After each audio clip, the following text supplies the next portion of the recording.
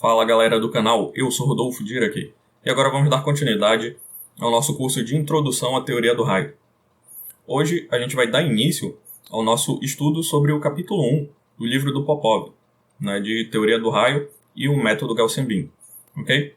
A gente vai começar estudando a solução da equação da onda utilizando ondas planas e vai observar que o método do raio ele é uma solução mais geral, baseada na solução de ondas planas.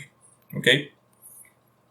O método do raio ele vai permitir com que a gente possa dividir o problema em dois outros problemas. O primeiro é o problema cinemático e o segundo é o problema dinâmico. Ok? Isso a gente vai poder fazer através do método do raio. Para solucionar o problema cinemático, a gente vai desenvolver e obter a equação iconal, também chamada às vezes de eiconal. Okay? Com essa equação, a gente resolve o problema cinemático. A gente vai poder obter, dado um determinado ponto inicial e a direção do raio, a gente vai poder obter toda a trajetória, traçando o raio ao longo da trajetória, dado um determinado tempo de trânsito. E assim a gente vai obter as coordenadas do raio no modelo. Okay? Esse é o problema cinemático. O problema dinâmico ele vai ser resolvido utilizando a equação de transporte. Essa equação que a gente vai utilizar para obter as amplitudes ao longo de toda a trajetória do raio.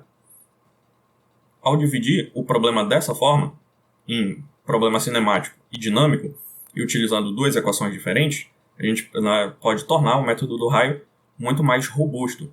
Okay? E computacionalmente utilizá-lo com menos esforço, porque pode ser que a gente tenha um problema em que a gente precise só dos tempos de trânsito, então a gente utiliza somente a equação iconal, ou de um outro problema em que a gente precise tanto dos tempos quanto das amplitudes, e aí a gente utiliza a equação iconal e a equação de transporte.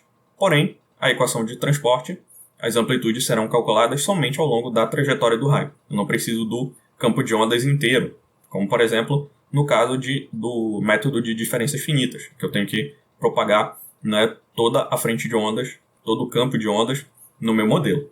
Ok? Então a gente vai começar estudando as ondas planas, obter algumas soluções, para partir daí para iniciar o nosso estudo sobre a teoria do raio. Ok? Vamos para a aula.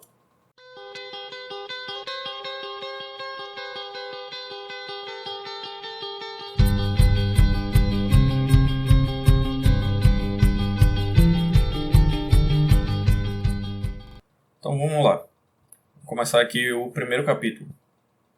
São as equações básicas da teoria do raio para a equação da onda reduzida. Coloquei esses títulos em inglês para facilitar depois a busca pelas referências lá no Popov. Ok? Então acho que assim vai ficar mais fácil de encontrar. Mas o resto do texto está todo em português. Vamos começar pela solução de ondas planas. Primeiro, conceituando o que seria uma onda plana. Uma onda plana ela vai ter a frente de onda correspondente a um plano perpendicular à direção de propagação. E nesse plano, a função de onda tem amplitude constante. Então, guardem bem essa informação. Vou ter uma onda em que a frente de onda é um plano infinito. Okay?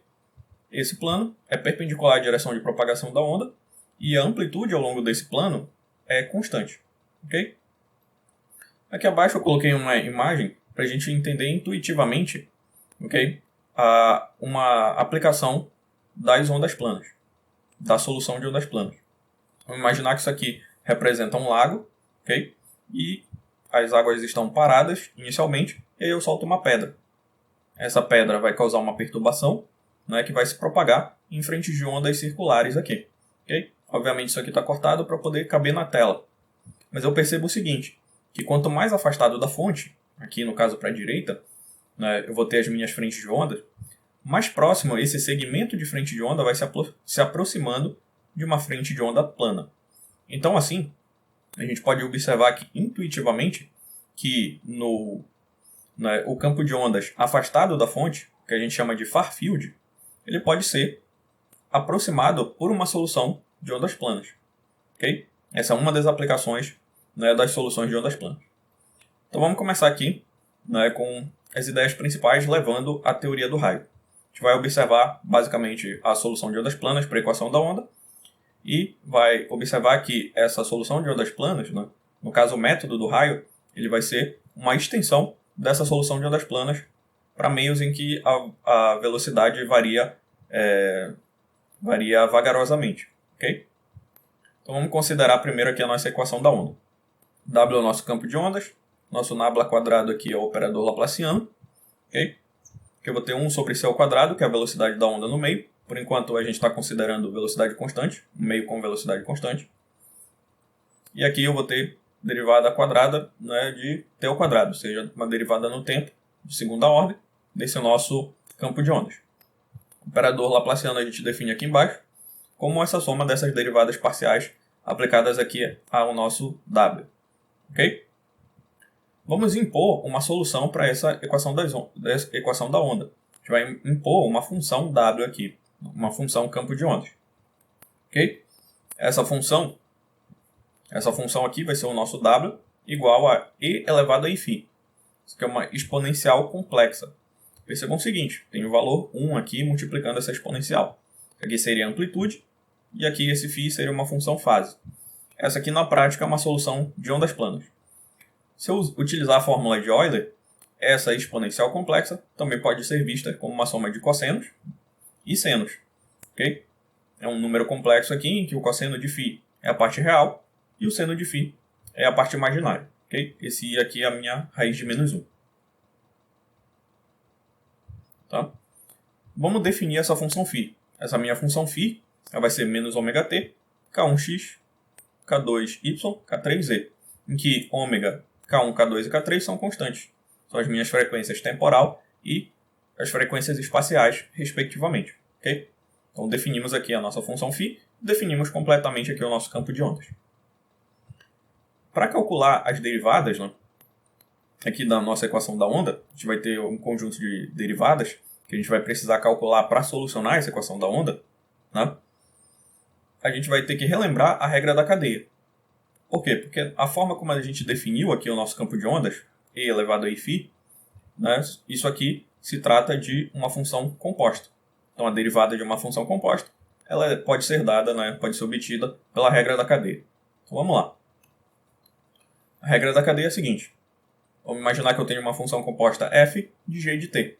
A derivada de f em relação a t vai ser df em relação a g e dg em relação a t. Okay? Essa aqui é a regra da cadeia. Assim, né, a minha derivada do meu campo w em relação a t vai ser a derivada em relação a t de quem? Da minha função e φ de t. Isso aqui é uma função composta. Okay? Se eu fizer g de t igual a φ de t, eu vou ter que meu w é e elevado a g. Okay? E aí fica fácil calcular a derivada.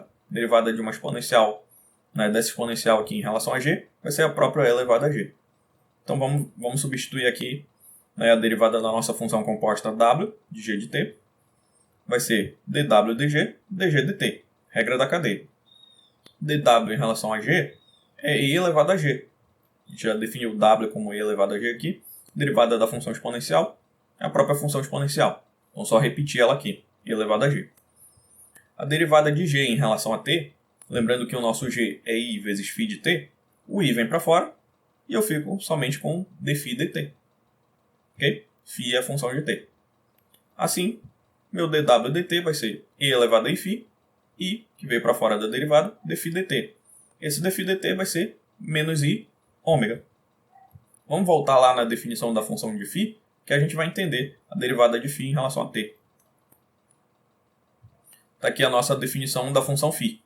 Menos ômega-t e as derivadas e as frequências espaciais aqui acompanhadas pelas suas respectivas coordenadas, em x, y e z. O único termo que acompanha t aqui é o menos ômega. Então a derivada vai ser de φ em relação a t vai ser justamente menos ômega. Foi o que a gente colocou aqui. O i já estava aqui fora. E aí vocês devem estar estranhando, né, que apareceu esse w. Esse w é exatamente a definição aqui que a gente colocou do nosso campo. E elevado a φ. Okay? E aí vocês vão perceber o seguinte. Que essas derivadas aqui em relação ao campo, elas vão ser a derivada primeira multiplicar por i ômega. a derivada segunda multiplicar por i ômega de novo. Okay? Então, vai aparecer um i ômega ao quadrado. A mesma coisa para coordenada x, y e z. E aí vai ficar fácil calcular essas derivadas. Vamos fazer o cálculo da segunda derivada aqui abaixo. Basicamente é aplicar de novo o operador derivada na nossa primeira derivada aqui. Então, funciona da seguinte maneira. Derivada segunda de w em relação a t ao quadrado é quem? Derivada parcial em relação a t, dw dt. Esse resultado a gente já tem, que é justamente o menos i ômega w que a gente calculou. E eu aplico de novo a derivada. Vou ter menos i ômega para fora da derivada, porque são constantes, dw dt. Esse valor é justamente o valor da primeira derivada, que é menos i ômega vezes w. E menos i ômega daqui com menos i ômega daqui, que já está aqui fora, vai dar menos i ômega ao quadrado vezes w. Esse é o valor da segunda derivada. Do mesmo modo, para x, então se eu fizer a derivada de w em relação a x, vou obter esse valor aqui, a derivada ao quadrado e k1 ao quadrado vezes w. É a mesma coisa para y, okay? É a mesma coisa para z. Okay? São soluções triviais, exatamente, né, vão apresentar valores parecidos. Então, a minha equação da onda aqui, eu posso substituir aqui o operador laplaciano e depois substituir as derivadas. Substituindo aqui os operadores na equação da onda, vou ter aqui o operador laplaciano, são as três derivadas parciais em relação a x, y e z, e o que já estava aqui do lado direito, 1 sobre c ao quadrado, dw dt ao quadrado. Okay? Vamos substituir os valores calculados das derivadas. E aí eu vou ficar com esse termo aqui. Ik1 ao quadrado w, segunda derivada em relação a x, Ik2 ao quadrado w, segunda derivada em relação a y, ok? Segunda derivada em relação a y, Ik3 quadrado, segunda derivada em relação a z, e esse termo aqui, dw dt ao quadrado, aqui é quadrado, tá? É a segunda derivada de w em relação a t ao quadrado, vai ser esse valor aqui abaixo, que a gente já calculou. 1 sobre c ao quadrado, estava aqui fora, e esse valor é menos i ômega ao quadrado vezes w. Percebam o seguinte, aqui dentro do colchete, todas as parcelas têm o w, então eu posso tirar o w para fora dos colchetes aqui. Então, isolando o meu w, vai ficar w vezes aquele termo que estava dentro dos colchetes. Ok? E aí, esse produto aqui ele é igual a zero. Como o meu campo w não é igual a zero, eu tenho que essa soma aqui dentro dos colchetes precisa ser igual a zero para satisfazer a equação. Por conseguinte, né, este termo aqui que está aqui dentro vai ser igual a zero. Aí vocês devem estar se perguntando, bom, Rodolfo, mas sumiu o i daqui, de cada uma das parcelas. É porque, né, aqui eu tenho i ao quadrado, ok? Esse i ao quadrado vai dar menos 1, esse também menos 1, esse também menos 1. Aqui eu vou ter menos ao quadrado, que vai dar 1, ok? Menos com menos dá mais. I ao quadrado vai dar menos 1, então vou ter menos ômega ao quadrado. Com menos daqui de fora vai dar mais ômega ao quadrado. Okay? Se eu multiplicar tudo isso por menos 1, eu vou ter K1 positivo ao quadrado, K2 positivo ao quadrado, K3 positivo, né, ao quadrado, menos ômega ao quadrado sobre C ao quadrado. Passando esse termo para o outro lado, basta trocar o sinal aqui. Okay? Vai ficar os K's do lado esquerdo igual a ômega ao quadrado sobre C ao quadrado. Ok? Quase chegando lá no final. Percebam o seguinte. Esse termo aqui entre colchetes, ele parece muito, né, um vetor cujas coordenadas, as três coordenadas, né, correspondem, né, às magnitudes K1, K2 e K3. Por isso eu posso fazer a seguinte definição. Se eu definir o módulo desse vetor K como, né, a soma dos quadrados das magnitudes em cada uma das coordenadas e depois tirar a raiz quadrada, eu vou ter esse módulo de K. Né? Desse modo, né, esse valor aqui é justamente o módulo de K ao quadrado. Então, eu substituo isso aqui pelo módulo de K ao quadrado, que é igual a ômega ao quadrado sobre C ao quadrado. Que é o que está aqui abaixo. Ok? Se eu tirar a raiz do lado esquerdo e do lado direito, eu vou ter por fim aqui que meu módulo de K é ômega sobre C. E aí vamos lembrar lá do ensino médio, ok? Osciladores harmônicos e ondas. A minha frequência angular ômega é igual a 2πf. E a minha velocidade C é lambda vezes f. Cortando f com f aqui, vou ficar aqui esse módulo de K. Também pode ser 2π sobre lambda, sendo lambda o comprimento de onda. Ok? E aí, finalmente, chegamos a um valor para esse vetor K. E também um valor para a velocidade C, do meio. C é justamente ômega sobre o módulo de K. Ok? E aí a gente solucionou a nossa equação. Que o que nós temos aqui, voltando lá na equação da onda, nós temos as derivadas, o campo de ondas, né, que a gente já impôs a solução. Temos aqui o valor da velocidade agora, que é justamente ômega, né, sobre o módulo de K. E o valor da derivada, né, do nosso campo de ondas no tempo. Okay? Então, né, solucionamos aqui a equação. Para finalizar, nós vamos fazer o seguinte. Vamos definir um vetor Rzinho e vamos trabalhar em cima dessa função φ. Esse vetor Rzinho ele vai ser x, i chapéu, y, j chapéu, z, k chapéu. Okay? Um vetor Rzinho qualquer, né, que tem as três coordenadas. E aí nós vamos poder reescrever a função fase φ como menos ômega-t mais k escalar r chapéu. Ok? K escalar r chapéu. Bom, né, essa é a definição de Rzinho. O produto escalar vai ser a primeira componente vezes a primeira componente do vetor K. A segunda componente de Rzinho vezes a segunda componente do vetor K.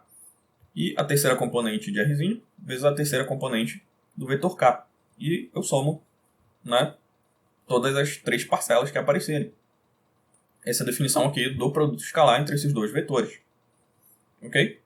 E esse resultado vai ser justamente aqui K1 vezes x mais K2 vezes y mais K3 vezes z, que era como estava anteriormente a nossa função φ. Basta a gente voltar lá. Nossa função φ está aqui.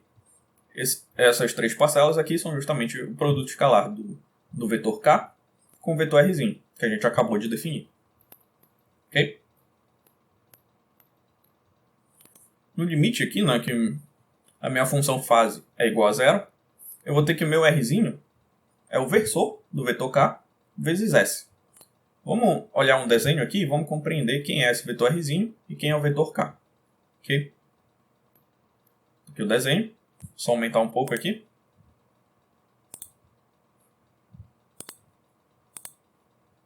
Aumentar aqui. Ok. Aqui o nosso desenho. Que o eixo horizontal é x, que o eixo vertical é z, né, a profundidade. E aqui eu tenho uma frente de onda plana. Perpendicular a essa frente de onda plana eu vou ter o meu vetor K, ok? E o meu vetor Rzinho, ele vai definir uma coordenada, ok? Aqui na minha onda plana. Né? Longe da fonte, esses vetores aqui, esses dois vetores, vão ter a mesma direção. Tá? Se eles têm a mesma direção, o meu R vai ser justamente o módulo de R vezes o versor na direção do vetor K. Um versor, né, pode ser calculado pegando o vetor dividindo pelo módulo dele. Então, K sobre o módulo de K é o versor na direção K. Esse S aqui é justamente uma letra que eu coloquei para representar o módulo desse vetor R. Ok? Vou diminuir de novo aqui. Vamos voltar lá para finalizar aqui as nossas contas. Então tá. Então essa é a definição do meu vetor Rzinho. Esse produto escalar vai ser justamente o quê? Produto escalar de K vezes R vai ser o módulo de K vezes o módulo de R vezes o cosseno do ângulo entre os dois. Como eles estão na mesma direção, cosseno de zero. Cosseno de zero é igual a 1, esse é o módulo de um vezes o módulo do outro. O módulo de K está aqui, módulo de K. O módulo de R, como a gente definiu R, vai ser o módulo do vetor K sobre o módulo de K vezes S, que é o que está aqui. É o módulo de tudo isso que está aqui. Ok? Como um versor ele tem, por definição, módulo igual a 1, isso aqui é 1 vezes S. Então vai ser módulo de K, que está aqui fora, vezes o módulo de S. Como S é um escalar, o módulo de S é o próprio S. Então, esse produto escalar vai ser K vezes S. Ok? Que é o que está aqui. Aqui da minha função φ, se eu estou considerando no limite que φ é igual a zero, eu posso passar esse menos ômega-t para o outro lado aqui, trocando o sinal. E eu vou ficar aqui, o meu módulo de K vezes S é igual a ômega-t. Ok? E aí eu posso fazer o seguinte, passar o t dividindo e considerar que S é um elemento infinitesimal d de S. Ou seja, a onda ela se propagou uma distância infinitesimal, ds. Com isso, o meu tempo também de propagação da onda vai ter que ser pequeno. Vai ter que ser um tempo infinitesimal dt. Esse ds dt, está aqui do lado, é o que está fazendo o produto aqui com o módulo de K. Então eu tenho S aqui, passei o t dividindo, considerei d de S e d de t. Eu posso passar o módulo de K dividindo e eu vou ter que o meu ds dt é ômega sobre o módulo de K.